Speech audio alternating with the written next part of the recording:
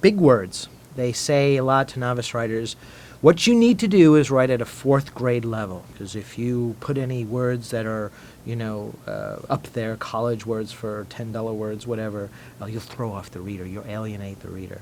What do you guys, when you decide to write a piece of, whether action or dialogue, and you have this word in mind, do you ever say to yourself, maybe I'm going a little too sophisticated?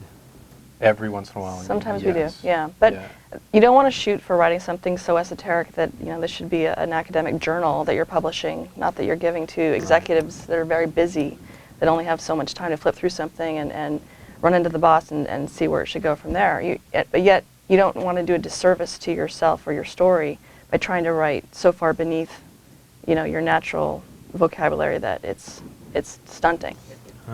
Natural vocabulary, I like that. Exactly. Anti-disestablishmentarianism probably shouldn't fit in any screenplay. Largest word in the English dictionary, in the English language? Yeah, I think so. Very cool, very cool. But there's a reason why there are lots of words in the English language, because there are nuances. Yeah. And every once in a while you really need that nuance. You want to say, it's a bad example, but furious as opposed to very angry.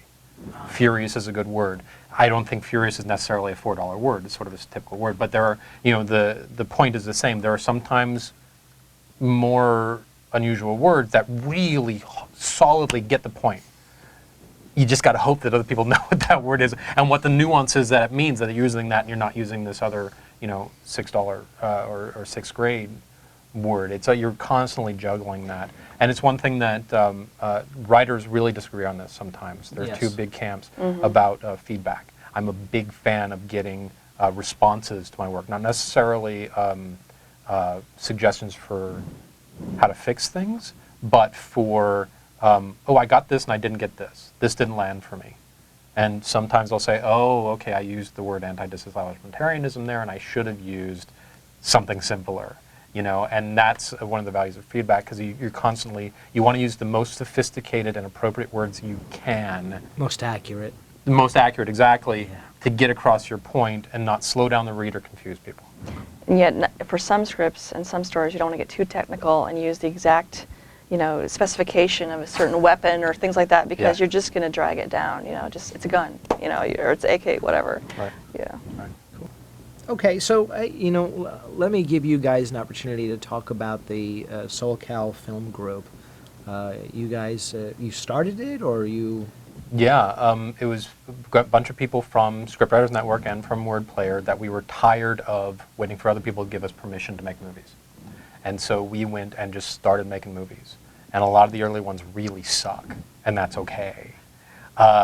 And a lot of the ones we're making now, it's been 5 years almost. We've made about 50 short films. They've been in dozens of film festivals. Nice. Yeah, and it's sort of halfway between a production company and a film school, because I have some really very talented and professional people who are working in the industry, who are working, and we have a boom operator, professional boom operator, does it all the time. We have a sound guy. He comes and he directs and writes shorts in exchange for him coming and booming other people's shorts. It's a sweat equity type thing. Right. Kind of a barter system. Exactly. And the more you work on other people's shorts, the more eager they are to come and work on your shorts, and it's very much this small group. Everybody knows each other. There's only 16 or 18 of us at the moment, and we all cross-train, which is great.